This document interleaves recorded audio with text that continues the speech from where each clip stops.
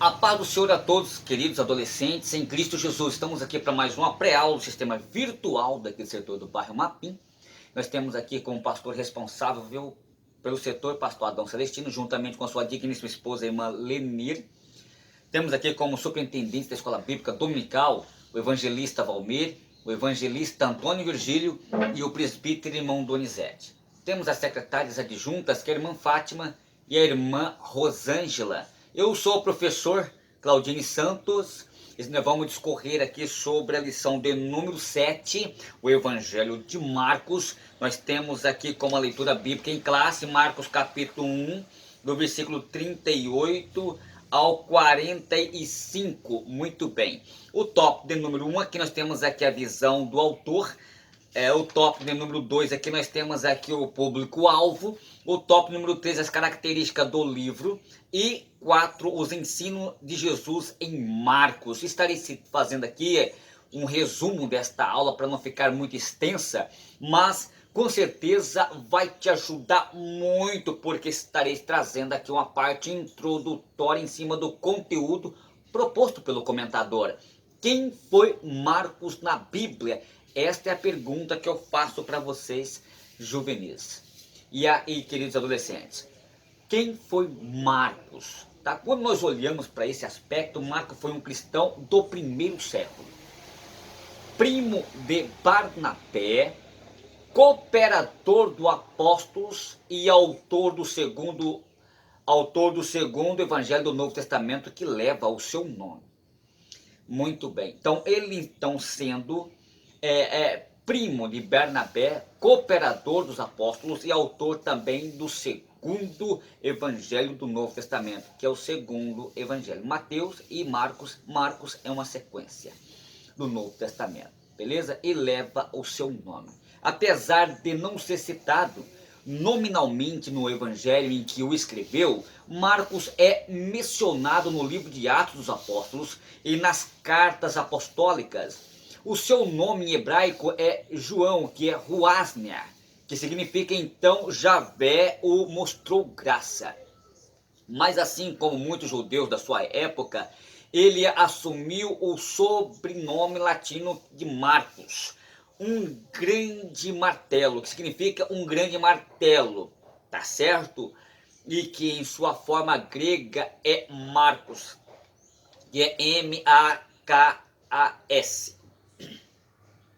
Por isso, adolescentes, ele frequentou e designado como João Marcos, como o seu nome é João Marcos, como está em Atos capítulo 12 ao 25, como também no capítulo 15 do versículo 37. Embora fosse comum que os judeus adotassem nomes romanos ou gregos do primeiro século, especialmente em citações em que foram libertados de uma condição de escravidão, os que não eram o seu caso, né? Então é difícil saber por que ele adotou esse nome. Então, visto que Marcos não é exatamente um sobrenome, mas um pronome. Muito bem. Quando a gente observa aqui então sobre a história de Marcos, João Marcos era um judeu provavelmente nativo de Jerusalém, como está em Colossenses capítulo 4, versículo 10 ao 11. A sua mãe se chamava Maria e era parente de Barnabé, companheiro de viagem do apóstolo Paulo. Pelo fato de seu pai não ser citado nenhuma vez, é possível que Maria, sua mãe, já fosse viúva na época em que ocorre os relatos narrados no livro de Atos dos Apóstolos. Muito bem. Agora veja bem, aparentemente João Marcos ele pertencia a uma família abastada, visto que a casa de sua mãe parecia então ser grande o suficiente a ponto de servir de local de reunião da igreja primitiva, e possuía pelo menos uma criada por nome Rode, como está em Atos capítulo 12 do versículo 2. Então nós vemos aqui então a imaturidade de Marcos. Marcos foi levado por Barnabé e também Paulo a Antioquia. e como está registrado no livro de Atos, capítulo 12 e verso 25. E logo depois o acompanhou na primeira viagem missionária, servindo como auxiliar deles, como está em Atos, capítulo 13, versículos 5 ao 3. 5 ao 13. Todavia, quando eles chegaram a Imberges, na Ásia Menor, João Marco ele resolveu abandoná-los e retornar a Jerusalém. Paulo e Barnabé continuaram a sua viagem sozinhos, porém o apóstolo Paulo nitidamente reprovou a atitude de Marcos. E mais tarde, considerando então um desertor, Paulo então se recusou a levá-lo na sua segunda viagem missionária, como está em Atos capítulo 15, verso 38. Por um outro lado também, Barnabé não estava ali disposto a abrir mão de sua companhia. E diante desse impasse, Paulo e Barnabé resolveu então seguir rumos diferentes. Barnabé continuou com Marcos a partir para Chipre, enquanto Paulo levou consigo Silas e deu prosseguimento à sua segunda viagem missionária.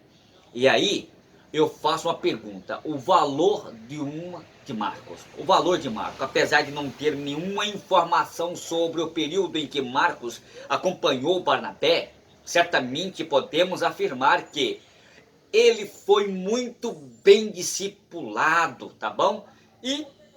Ou seja, ele foi bastante discipulado por ele, a ponto de estar a ponto do próprio Paulo reconhecer o seu próprio valor.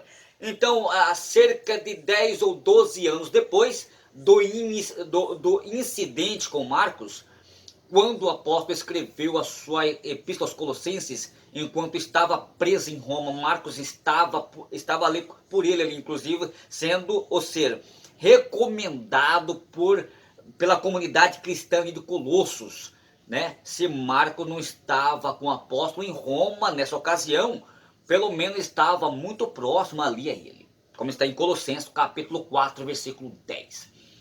Então, na mesma ocasião, ao escrever a Filemão, o apóstolo também o comissiona ao lado de Lucas, Aristarco e Demas, os quais eles designa como sendo então os seus cooperadores, como está em Filemão capítulo 24. Então, aliás, o verso 24, por fim, na ocasião da segunda prisão de Paulo em Roma, aproximadamente 63 e 66 e 67 na década de Cristo, o apóstolo Paulo pediu para que Marcos fosse a Roma porque era muito útil. Olha que coisa interessante. Antes era reprovado, mas agora está sendo útil. Como está em 1 Timóteo, capítulo 4, versículo 11. Então, provando que essa altura Marcos já havia demonstrado grande utilidade, em contraste com o seu comportamento inconsequente quando ele era mais novo. Mas agora, tudo que é mais novo é imaduro, é neófito.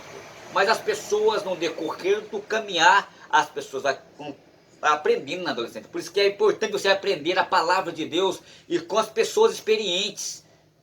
Tá certo? O evangelista Marcos.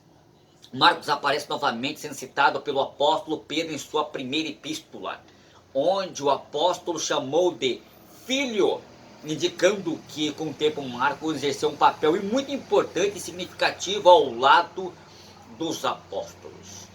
Isso está em 1 Pedro, capítulo 5, versículo 3 em diante. E nesta epístola, o apóstolo Pedro diz estar em Babilônia, e que provavelmente seria uma referência da cidade de Roma de sua época.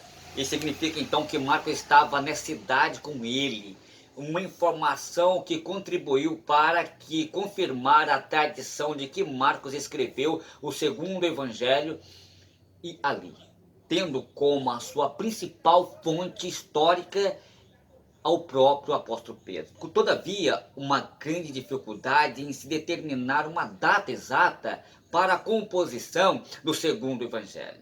O que pode indicar é que Marcos talvez tenha sido escrito num período muito mais próximo do ano 40 na década de Cristo, antes mesmo da sua deserção na viagem missionária. De qualquer forma, queridos, Diante do modo em que Pedro designa, meu filho, independentemente da data, parece claro que a sua ligação com o apóstolo era muito grande e duradoura, o que faz com que, mesmo numa data bastante recuada, é bem possível que Pedro teve uma contribuição fundamental na composição dos registros de Marcos. Aí que acontece, nós vemos aqui a especulações sobre quem foi Marcos. Existem muitas especulações quem foi Marcos, mas algumas antigas tradição cristã. Algumas delas eu coloco aqui como tendo sido fundador da igreja de Alexandria, mas não há qualquer evidência nesse sentido. Muitos estudiosos também identificam Marcos como o jovem que aparece coberto apenas por um lençol, na noite em que Jesus foi preso, e que ao fugir da polícia daquele tempo ele acabou deixando o lençol para trás, como está em Marcos capítulo 14, do verso 51 em diante. Esta sugestão tem sido reconhecida como bem provável, visto que esse episódio é narrado especialmente no evangelho em que eu levo o seu nome. Aproveitando então sobre esta interpretação apontada acima, alguns também sugerem que Marcos era o homem que carregava um cântaro de água na ocasião dos preparativos para a celebração da Páscoa. Outros propõem também que talvez não tenha sido ele, mas seu pai, que talvez esteja na ocasião. Se essa hipótese estiver correta, então a casa em que Jesus celebrou a ceia foi a mesma casa de Maria mencionada mencionada no livro de Atos dos Apóstolos, que mais tarde acolhia os crentes de Jerusalém. Há também que defendem que Marcos teria sido um dos 70 missionários enviados pelo Senhor Jesus, como está em Lucas capítulo 10. Porém, essa hipótese não possui muito apoio. Também é verdade que algumas tradições apontam para um possível martírio de Marcos, mas não há nada que comprova esta suposição. Deixando então as especulações de lado, o William Jayson Rigdon, no seu comentário do Novo Testamento, nos fornece uma excelente resposta a quem foi Marcos, ao dizer que ele não foi um grande líder ou um notável construtor, mas sim um seguidor e um ajudador. Ele não era alguém sem defeito, era o contrário, uma pessoa que lutava contra suas fraquezas e os venceu até o último momento da sua vida. Seja como for, João Marcos deixou um grande legado. Na verdade, só de uma pessoa deixar aqui uma autoria do seu livro sendo registrada como canônico, meu Deus, isso antigamente era inútil, mas depois se tornou útil. E chama-se João Marcos, que escreveu o Evangelho de Marcos. Vamos para a aula presencial? Vamos lá, nós vamos questionar o nosso professor. Um abraço do seu amigo hoje e sempre, Claudine Santos.